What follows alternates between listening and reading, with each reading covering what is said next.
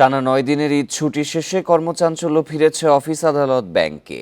রোজার আগের নিয়মে সকাল ৯টা থেকে শুরু হয়ে বিকেল ৫টা পর্যন্ত চলবে কাজ। সকালে সচিবালয়ে কাজ শুরু করেন উপদেষ্টা থেকে শুরু করে কর্মকর্তা কর্মচারীরা। তবে প্রথম কর্মদিবসে উপস্থিতি কিছুটা কম। কাজে ফিরে বন ও পরিবেশ উপদেষ্টা সৈয়দা রিজওয়ানা হাসান বলেন, সরকার মানুষের জীবনযাত্রা সহজ করতে কাজ করে যাচ্ছে। ছুটির মধ্যেও প্রয়োজনীয় কাজগুলো চলেছে। এখন অগ্রাধিকার দেয়া হচ্ছে নতুন মার্কিন শুল্ক আরোপের বিষয়টিকে। ঈদের আগে ২৭শে মার্চ ছিল অফিস আদালত, ব্যাংক, বিমা সহ আর্থিক প্রতিষ্ঠানের কর্মকর্তা কর্মচারীদের শেষ কর্মদিবস। এর পরদিন থেকে শুরু হয় সরকারি ছুটি।